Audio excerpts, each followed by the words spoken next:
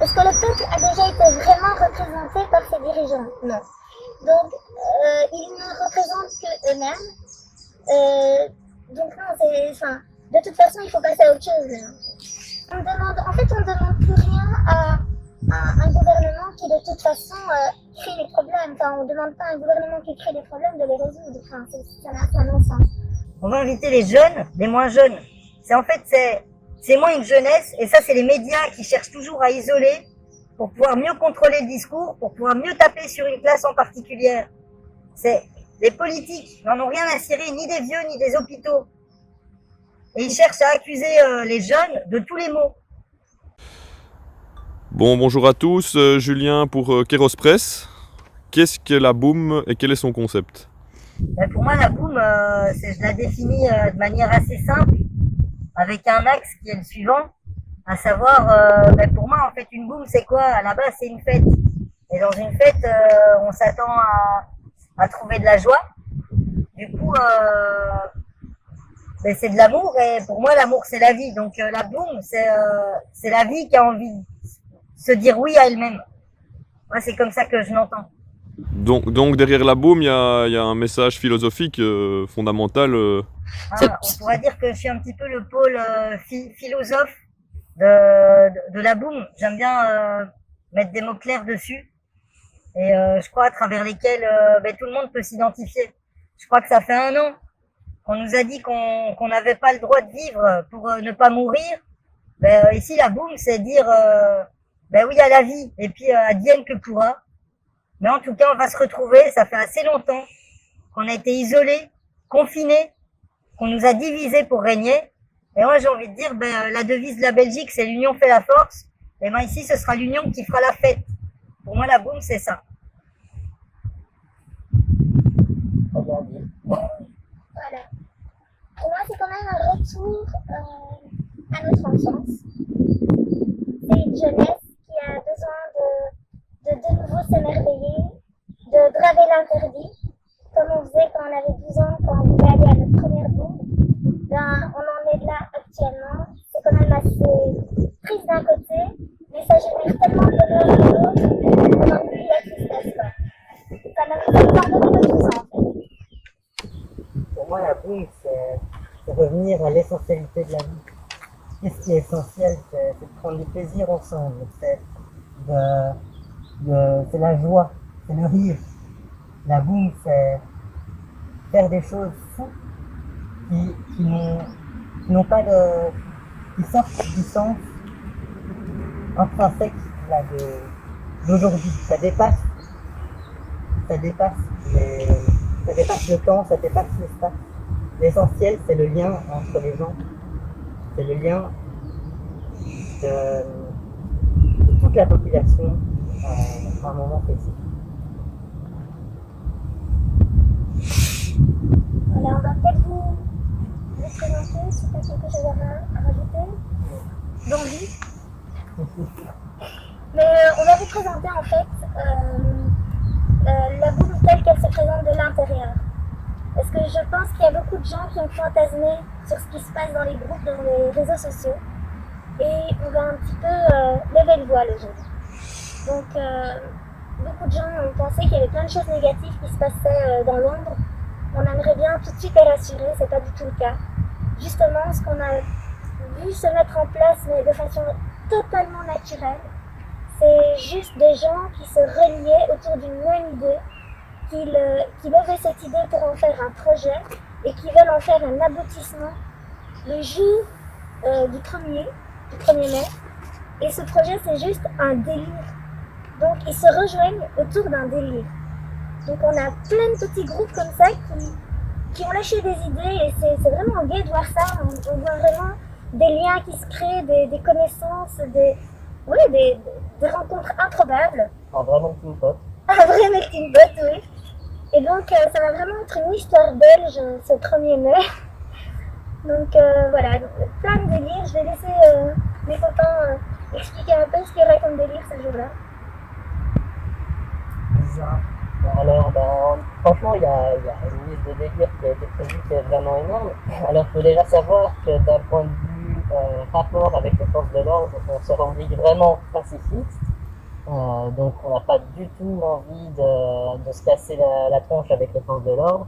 Et ça, c'est dit, c'est redit, c'est encore redit dans tous les groupes qui organisent donc la boum.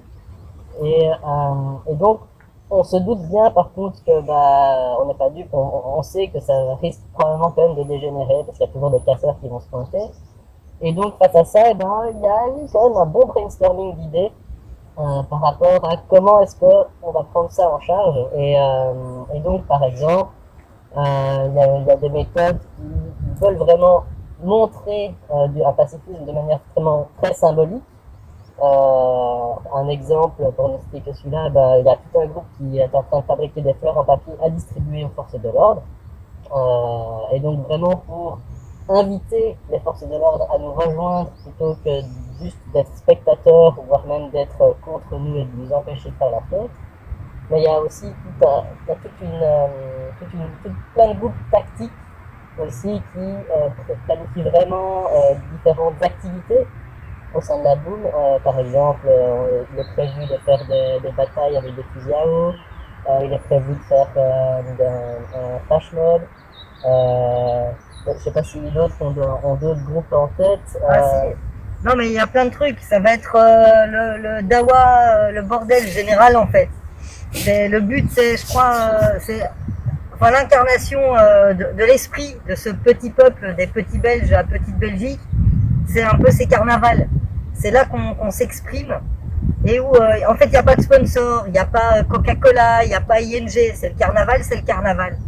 Et la boum, pour moi, c'est vers ça qu'on va aller. Donc on invite évidemment déjà tout le monde à se déguiser. On va voir un régiment de cavalerie, mais avec des mecs qui ont des bouées en forme de cheval autour d'eux, pour parodier le 1er avril, qui était un bon poisson. Et ici, on va en faire un poisson, mais encore plus gros, un gros poisson de mai. Et je crois qu'on invite vraiment tout le monde, et toutes les franges et les couches de la population, qui s'identifie à cette jeunesse qui pour nous n'a pas d'âge, mais qui en fait est plus un état d'esprit. Et je pense le faire de manière responsable, drôle, à la belge, et qu'on s'amuse en fait. Ça fait trop longtemps qu'on ne s'amuse pas, qu'on se fait bassiner sur il faut avoir peur, on nous culpabilise, on nous infantilise. Eh ben on va être coupable et on va être des mômes, mais parce qu'on leur a décidé, et parce que c'est ce qu'on veut faire, et pas parce que eux, ils veulent faire avec nous. Ça, c'est la morosité ambiante. Nous choisissons la joie. Nous choisissons la légèreté et la couleur. Il y a aussi autre chose qui a été mis en place, en fait, c'est un cordon autour des festivaliers, on va les appeler comme ça, les boomers. Et donc ce sont des actions par an. Donc c'est pour vous dire, il y a vraiment de tout qui sont dans les groupes sur les réseaux. Donc à ce moment-là, le cordon, c'est un cordon évidemment pacifiste, où ce sont des parents, des jeunes, des moins jeunes, qui vont simplement être en ligne, faire une chaîne humaine, et être juste un bouclier. Mais c'est pas un bouclier comme on pourrait le voir agressif, non, c'est vraiment un bouclier pour tout l'amour qu'il y aura derrière. On veut vraiment le préserver. On veut préserver cette jeunesse, on veut préserver cette dynamique, et on ne s'essoufflera pas en fait. Donc quoi qu'il arrive, il y aura vraiment une intergénérationnalité comme ça qui sera ambiante, mais pendant tout le moment de la boum. Ça va pas être juste au niveau du cordon. Il y a plein de groupes qui sont venus se greffer. Donc il y a Parents Boucliers, il y a Action Parents, il y aura un peu des groupes aussi de militants qui sont sur place. Donc voilà, il faut rajouter aussi quand même que cette fois-ci, ce sera la fête, elle a un thème. Donc cette fois-ci, c'est Holi. Holi, ça reste quand même une fête indienne, pour ceux qui ne connaissent pas, qui est la fête du pardon. Donc c'est vraiment très symbolique. On a eu vraiment très mal le 1er avril. Et ben, on n'a pas envie de repartir sur cette dynamique en se disant vengeance. Non, on se dit pardon. On est vraiment dans le positif, et on pense vraiment que c'est comme ça qu'on va pouvoir avancer. Donc on invite tout le monde surtout à venir avec des poudres de couleur. Ça se trouve dans tous les magasins de carnaval. Comme ça au moins on fait aussi un peu bosser tous ces petits indépendants qui n'ont pas pu bosser à cause de toutes les fêtes qu'on nous a interdites. Donc venez déguisés, venez avec vos poudres, créez-les. Soyons fous en fait. Soyons fous, soyons des gosses, soyons des gamins, soyons des sales gamins et surtout éclatons-nous. Ouais. Moi, je voulais juste rajouter un truc, c'est qu'en fait, va y avoir aussi de la musique, va y avoir des danseurs, va y avoir des gens du cirque. Et en fait, il y aura des activités aussi qui vont être développées dans ce carnaval, comme dans un vrai carnaval en fait. Avec sa fanfare, ses danses, peut-être ses cracheurs de feu, on ne sait pas. Et je crois que la chose la plus importante qui doit être, ou une des plus importantes qui doit être rappelée, c'est que justement la boum, c'est pas une fête où l'on vient consommer en fait. C'est une fête où on vient produire soi-même ce qu'on va consommer avec tous les autres. Et donc là-dedans, c'est ça le côté magique. C'est la boum, c'est chacun qui amène ce qu'il est et ses délires à lui. Et c'est par cette agglomération de tous les délires qu'on va peut-être créer le délire le plus fou jamais vu, quoi. Et donc on invite vraiment tout le monde à se lâcher, mais grave. C'est-à-dire c'est ton personnage, mais ce sera toi. Si tu as envie et tu as toujours eu envie de faire ça, et ben fais-le. Et à la boum, elle sera à toi et elle sera à nous. Donc pour résumer, les filles, sortez vos talons 18 cm et vos robes à paillettes. La définition de jeunesse, c'est pas la jeunesse comme on s'imagine, c'est la jeunesse de notre enfant intérieur. C'est cet esprit en nous qui veut s'amuser, qui veut rire, qui veut rencontrer son prochain et qui n'a pas peur. Qui n'a pas peur de désobéir complètement. Ouais, quand il sait que la légalité n'est pas forcément ce qu'il y a de plus légitime pour l'instant, quoi. Là, désobéir est un devoir. Ce qui est légitime dans la vie, c'est de vivre pleinement en puissance. Donc la question qui fâche, il y a un message évidemment politique aussi. Ouais. La société a été clivée entre les pro-Covid, anti-Covid, pro-vaccin, anti-vaccin. Et donc il y a quand même une prise de position de votre part. Et vos démarches rentrent en opposition et sont pénalisées par l'État. Donc vous rentrez dans un... On n'est pas contre l'État. On n'est pas contre la police, on n'est pas contre... On ne veut plus de ces divisions. On veut de l'union. Et Pour le choix en fait. Et qu'est-ce que vous répondez aux gens, parce que justement vous êtes pour l'union, le fait de vivre, de se réunir, de se retrouver, la joie, et certaines personnes en face vont dire que vos comportements sont inconscients, égoïstes pour les personnes âgées. Qu'est-ce que vous avez à répondre à ce genre d'arguments de peur qui justement, qui eux vont dire que vous divisez, et on se renvoie la balle, vous divisez, eux réunissent. Qu'est-ce que vous répondez à ces gens? Personnellement, si on analyse le développement de toute la crise du Covid, il y a une chose qui doit quand même être claire, c'est que les premiers anti-masques et les plus grands irresponsables là-dedans, c'était le monde politique. On a brûlé nos masques, puis après quand il fallait en trouver, on les trouvait pas, c'était toujours reporté au lendemain et au calendrier grec, puis quand on les trouve, c'est des masques toxiques, donc on nous dit il faut pas en porter, puis quand il en faut, ils en trouvent pas. Premièrement. Deuxièmement, dans l'historique, au début, il n'y avait pas de problème et ils allaient tout gérer comme il faut. Mais on a bien vu où ça menait, qu'il fallait pas s'inquiéter. Ils ont créé la crise. Et maintenant, on devrait les croire quand ils disent qu'ils savent comment la résoudre, alors qu'ils n'ont pas su la prévenir. C'est quand même la prévention, la base de la médecine. Et ensuite, on intervient. Après, il y a sur les vaccins. Moi, je suis pas anti-vaccin. Il faut vacciner, il y a des gens qui sont vulnérables. Mais vacciner toute une population, ça n'a jamais existé. Jamais. Et puis quand on veut voir les contrats des vaccins, à la moitié, on peut même pas savoir qu'est-ce qu'on achète. Mais depuis quand? Moi j'achète des cornflakes, je dois savoir ce qu'il y a dans le paquet. Pour un vaccin qui va être introduit dans un corps humain, on peut pas savoir. Mais où va-t-on? Il y a un problème selon vous de légitimité, de crédibilité des décideurs politiques. Très clairement. Moi, un point que j'aimerais mettre en avant par rapport justement à cette décision-là, c'est que les politiques jouent énormément sur la culpabilisation on met des gens à l'hôpital, les hôpitaux sont saturés, il y a une tension énorme, et ils promettent à chaque fois de mettre un budget plus conséquent dans les hôpitaux, mais tout ce qui s'est passé depuis un an, c'est le retrait des hôpitaux, donc en fait, ils font exactement l'opposé, et c'est le retrait de levée d'hôpitaux qui fait que souvent les hôpitaux sont saturés. C'est pas à cause du fait qu'il y a des jeunes qui se retrouvent. D'ailleurs, on peut regarder pour la boum qui a eu lieu le 1er avril. On s'attendait à des pics énormes, selon les experts, mais quand on regarde après les graphiques de Sciences à l'eau, il n'y a aucun impact visible par rapport à cette boum. Aucun impact. Ils sont culpabilisés complètement, alors que il n'y a vraiment pas lieu d'être, et ils jouent vraiment énormément sur la peur, alors que c'est eux en plus qui ont la clé en main pour régler le problème qu'ils mettent en avant, à savoir la saturation des hôpitaux. Ça fait 30 ans qu'il y a des politiques néolibérales qui font que les services publics se dégradent, avec évidemment, entre autres, les services de soins et de santé. La crise a été créée de toutes pièces par le monde politique, par les élites, qui disent toujours couper, couper. Et puis on se retrouve là, mais c'est à cause de qui? C'est pas à cause des gens qui savent et qui ont toujours pris soin des leurs. Eux n'ont jamais su prendre soin de nous. Et la boum, c'est aussi cette affirmation-là. On va se soigner ensemble, on va se guérir ensemble, et on n'a pas besoin de vous pour savoir ce qu'on doit faire ou pas. Et si les choses perdurent, comment vous voyez la continuité du mouvement de la boum?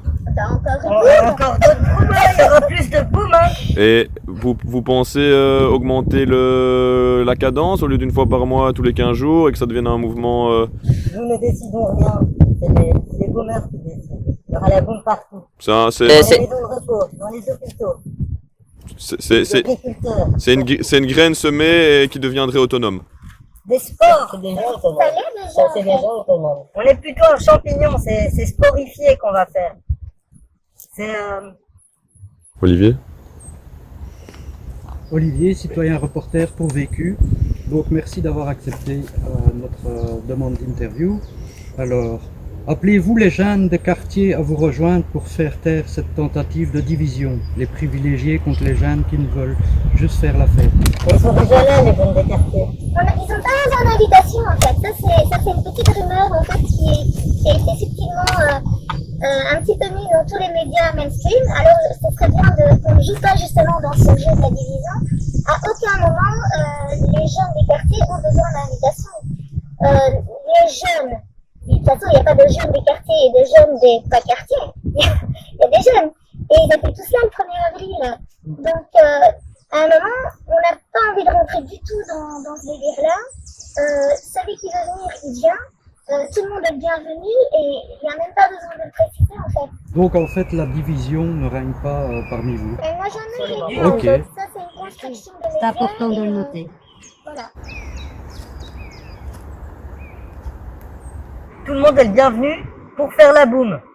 Les jeunes et les moins jeunes, hein. Aussi. Parce qu'on parle des jeunes de quartier, mais comme on l'a dit, il y a des parents, il y a même des grands-parents qui participent, de près ou de loin. Et il y en a qui vont vraiment être là physiquement, il y en a d'autres qui vont nous aider pour justement tous les groupes d'organisation. Par exemple, il y a les petites mains des enfants qui sont les fleurs, parce que leurs parents, compréhensiblement, ils n'ont pas envie de les apporter près des forces de l'ordre, alors que ça peut dégénérer, mais du coup, ils participent vraiment autrement aussi. Mais tout le monde peut prendre part d'une certaine manière à la boum, qu'il soit jeune ou moins. Je crois qu'il y a vraiment quelque chose sur l'intelligence collective et l'inclusivité. C'est-à-dire la boum, elle veut réunir, comme on l'a dit, c'est que l'union fasse la fête. À savoir, c'est toutes les générations, toutes les classes, toutes les races, tous les genres, toutes les orientations sexuelles. Tout le monde est le bienvenu. Les égoutiers, les éboueurs, on va les inviter. Les chauffeurs de bus, les chauffeurs de train, on va les inviter. On va inviter les gens des quartiers, qu'ils soient riches ou pauvres. On va inviter les jeunes, les moins jeunes. C'est moins une jeunesse, et ça, c'est les médias qui cherchent toujours à isoler pour pouvoir mieux contrôler le discours, pour pouvoir mieux taper sur une classe en particulier. Les politiques n'en ont rien à cirer, ni des vieux, ni des hôpitaux. Et ils cherchent à accuser les jeunes de tous les maux. C'est pas honnête. Toutes les personnes qui veulent retrouver de la joie du vivre et sortir de la morosité, est bienvenue, quel qu'il soit. Ils sont bienvenus. Et on les accueillera avec des bras grands ouverts, et ils font la fête comme ils n'auront jamais fait de leur vie. C'est un peu nos envies de vivre qu'ils cherchent à assassiner, à étouffer. Donc c'est l'essentiel de vos revendications, retrouver la liberté. On ne revendique pas, on va la retrouver nous-mêmes. on demande, en fait, on ne demande plus rien à un gouvernement qui, de toute façon, crée les problèmes. Enfin, on ne demande pas à un gouvernement qui crée des problèmes de les résoudre. Enfin, c'est un non-sens. Donc, en fait, on se prend en main. Et on le fait tous de façon individuelle, on se regroupe et puis on voit ce que ça donne. Et on a vu ce que ça donnait. Les gens ont tendance à vite tisser des liens et à avancer. En fait, on conteste même pas. Oui, c'est ça. On va faire ce qu'on a décidé nous. On prend notre vie en main, plutôt que de rester dans la main de pouvoir décisionnel qu'on n'approuve pas spécialement. Ne plus être infantilisé, Ouais. ni culpabilisé. Et moi j'ai une question par rapport, vous avez écrit une carte blanche ou un article dans la Libre, il me semble? C'est pas nous. C'est pour nous. C'est pas vous, C'est l'abîme. c'est l'Abîme. Et quelle a été la réaction de la ministre de la Justice? Vous êtes au courant? On dirait qu'elle l'a pris un petit peu par-dessus la jambe. Hein. Et comment vous interprétez ça? Laisser la situation pourrir ou l'ignorance ou... Un certain dédain, un certain mépris, Et l'indifférence totale par rapport à cette situation. et probablement la volonté d'exacerber le conflit et de pouvoir utiliser la police, l'instrumentaliser, la liguer contre le peuple et répondre de la seule manière qu'ils connaissent, par la violence. Selon vous, il y a peut-être une volonté d'exacerber les tensions, comme vous dites, donc vraiment, ça les arrange peut-être bien qu'au fait, ça parte en violence. Mais c'est tout ce qu'ils veulent. Parce qu'ensuite, ça pourrait être instrumentalisé par les images. Oui. Et après, la responsabilité pourrait être déversée sur nous par le biais justement des médias plus mainstream. À partir du moment où juste des jeunes qui sont dans un parc pour boire un verre et se réunir sont violentés de cette manière-là, c'est que de l'instrumentalisation. Il y a peut-être un problème de représentation d'une frange de la population plus jeune, on va dire des adolescents et des trentenaires, on n'est plus du tout représenté au niveau politique. Et je ne sais pas si vous ressentez une fracture à ce niveau-là, vraiment. On a déjà été représenté un jour. Est-ce que le peuple a déjà été vraiment représenté par ses dirigeants? Non. Donc, ils ne représentent que eux-mêmes. Donc non, de toute façon, il faut passer à autre chose. Là. Et on a des contacts à la police qui nous disent que le bois va être en mode forteresse. Qu'est-ce que... Ils vont tenir quoi? Ils vont regarder pousser les plantes? Vous êtes... Qu'ils amènent des tondeuses à gazon alors. Qu'ils la tiennent, hein, la forteresse.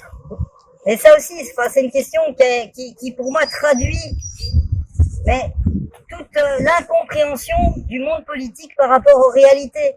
Ils veulent envoyer des jeunes recrues, non encore formés, pour aller tabasser le peuple.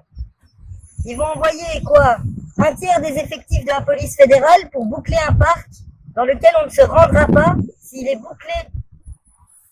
Mais quelle inconsidération! Je veux dire, qu'est-ce qui va se passer?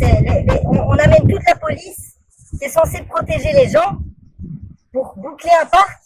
Mais alors quoi? On va pouvoir cambrioler, braquer des banques ailleurs, comme on veut? Mais quelle inconséquence! Quelle inconséquence! Qui sont violées, il y a des femmes qui sont tuées par leur mari, par la violence conjugale. Il y a des enfants qui se retrouvent à la rue. Il y a une violence extrême de gangs, etc. Et quand on va utiliser une force policière à ce point-là pour empêcher juste que des jeunes aillent boire un verre dans un parc. Et selon vous, cette volonté de réprimer des jeunes dans un parc, ça traduit quoi au niveau politique? Quelles sont leurs intentions selon vous au niveau... Un exemple.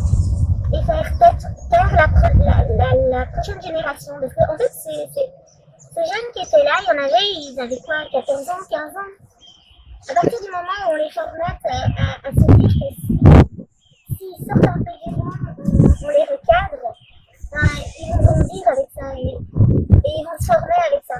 Et ça, c'est au niveau de la boum, donc faire un exemple. Mais eux, pourquoi réprimer une population avec et vacciner des gens sains, nous enfermer chez nous, connaissant les cas de suicide, de faillite, parce que l'économie est en faillite virtuelle. Le jour où tout va réouvrir, il va y avoir un effondrement économique. que les politiciens sont forcément au courant de tout ça, et les remèdes, beaucoup de gens discutent que les remèdes sont pires que la cause. Donc selon vous, pourquoi après tant de signes, ils persistent dans ces mesures liberticides On n'est pas dans cette question-là. On n'est pas là pour juger. On n'est pas médecin.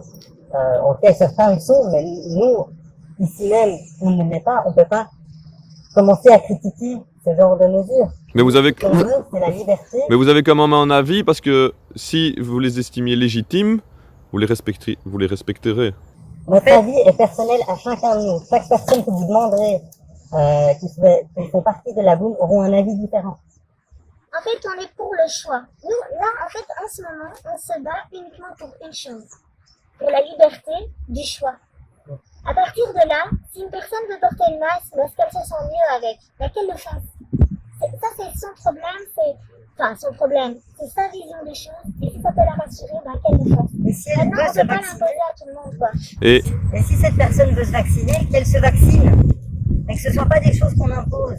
Et ici, on dirait que justement le choix, on le retire. Et c'est pas du tout.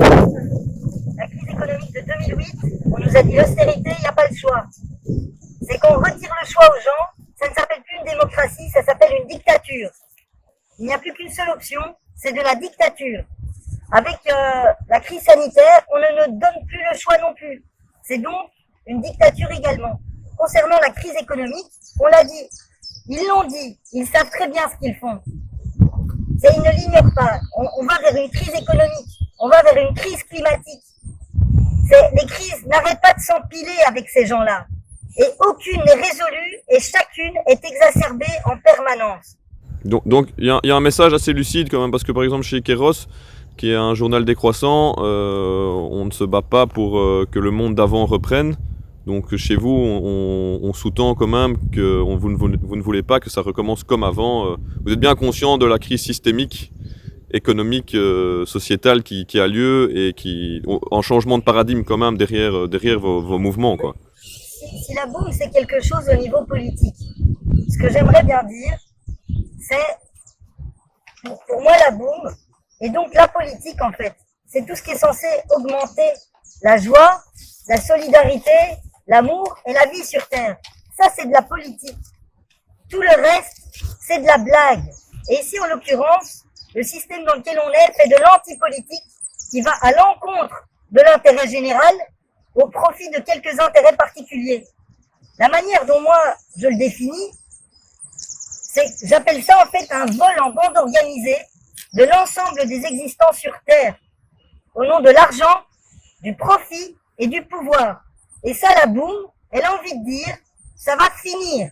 Ça ne peut plus continuer. On va de catastrophe en catastrophe qui ne font que s'intensifier. Il est temps que ça s'arrête. Et pour cela, on va faire la fête. On va faire la fête et on fera tout ce qu'il fera pour que les choses changent. Faisons la fête. C'est une certaine forme de lutte par la joie et l'échange et la danse et la musique, quoi. Mais c'est pas de la lutte.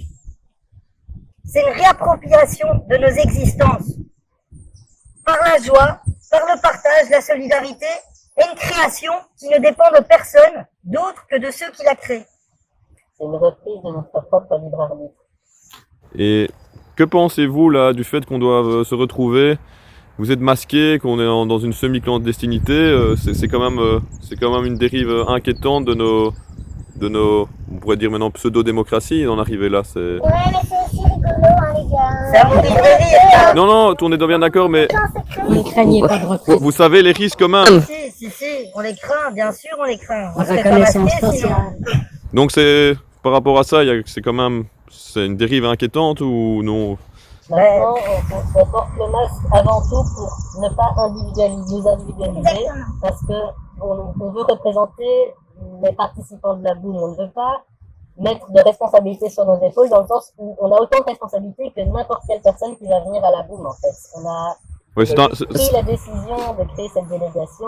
Maintenant, ça aurait pu être vraiment Bernard et Jean-Louis du groupe d'à côté qui décident de vous contacter à la place, et ça aurait été tout à fait ok.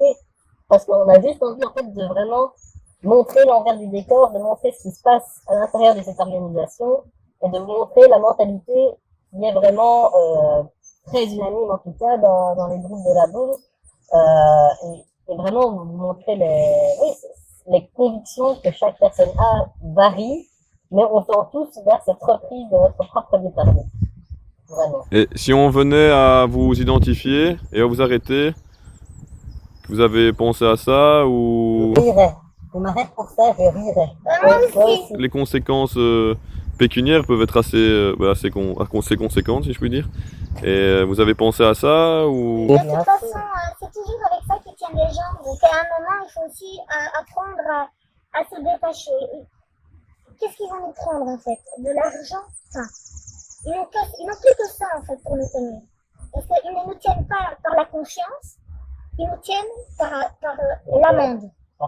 Par la peur. Il faut arrêter d'avoir peur. Et donc là c'est-à-dire- maintenant, on se dit, ok, si tu veux me mettre une amende, mets-la moi. Si tu veux que je fasse, c'est clair, c'est ton pouvoir. Mais à côté de ça, tu n'arriveras pas à me faire faire. Donc les baillons politiques à coups d'amende, ça marche plus quoi. et parce que là on est deux médias. Qu'est-ce que vous pensez du rôle des médias et justement vous avez fait confiance à nos deux médias. Qu'est-ce que le rôle là-dedans et votre avis sur eux si ça vous intéresse d'en parler évidemment, c'est pas.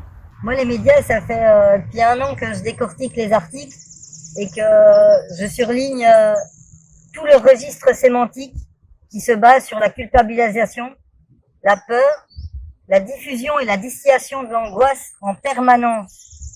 C'est des chiffres tronqués, on joue avec des effets de loupe. C'est ah tiens, ce chiffre-là, il va faire peur, on va grossir, et l'autre qui est sur le graphique, il dirait ben tiens, ça va un peu mieux, on va le taire. C'est par exemple sur le 1er avril, il y a des chiffres qui sont sortis sur les blessés dans le camp de la police et dans le camp des boomers, mais les chiffres changeaient tous les jours. Tous les jours, on croyait que les mecs, ils étaient bourrés et qu'ils mettaient, ah ben tiens, c'était 30 policiers, une fois 25, une fois 18. C'est aucune cohérence, aucune. Est-ce qu'on peut, en fait, quand on dit les médias, est-ce qu'on peut encore appeler ça des médias ou simplement on ne serait pas plus clair entre nous et dire simplement Belga parce que AFP, comment? l'AFP, Belga, Oui, voilà. Reuters. Prise de propagande du gouvernement. Voilà, il faut quand même rester clair, quoi. C'est pas non plus qu'il y a un travail journalistique. Si, il y a dans les médias alternatifs, oui, mais autrement, là maintenant, dans ce qu'on nous balance à la TV, dans ce qui est autorisé et balancé, il y a plus de travail journalistique. C'est du copier-coller. C'est du Tu copier-coller. regardes un article Ouais. sur un sujet A, par exemple, j'invente dans la PH, et tu regardes le même sujet sur le soir, l'article, après 3 mots près, ce sera exactement Les le mots, il y en même. a souvent qui changent. C'est vraiment ça. Ouais, à partir du moment où les médias utilisent la division et la division des personnes, on appelle plus ça un travail journalistique. Un travail journalistique, c'est essayer d'expliquer, de comprendre une situation. Là, dans les journaux, on ne voit que des médias qui divisent, qui infantilisent les citoyens. Et moi, ce que je voulais rajouter, c'est en fait, directement, pour avoir eu quelques lectures, entre autres Anne Morelli, Geoffroy Goyens, Naomi Klein, La stratégie du choc, et Noam Chomsky, qui n'est pas le moindre des linguistes qui existent, c'est dès qu'on a prononcé le mot guerre, c'était fini. On basculait non plus dans de l'information, et déjà, c'était pas terrible avant, on est basculé dans de la propagande. La guerre, c'est les médias sont un instrument de propagande au service du pouvoir. C'est clair à travers toute l'histoire, c'est pas du conspirationnisme, c'est étudié, c'est informé, il y a des thèses qui s'écrivent là-dessus, c'est pas de la blague. Et c'est ça qui a eu lieu. Rien d'autre. On va dire tout simplement que pour ne plus avoir peur, on vous donne juste un conseil, c'est éteigner la télé, quoi. Et venez nous rejoindre à la boum. Élise Kéros est vécu. Super, Média libre. super. Merci beaucoup pour votre interview. Et on suivra l'événement La Boum le 1er mai. Et on sera là avec plusieurs caméramans. Et on soutient cette volonté de joie, de réunification intergénérationnelle interpopulation de toutes les classes. Donc merci à tous. Je ne sais pas si vous avez un petit mot à rajouter, c'était bon pour vous? On veut de la couleur, les gars. On veut de la couleur? Et-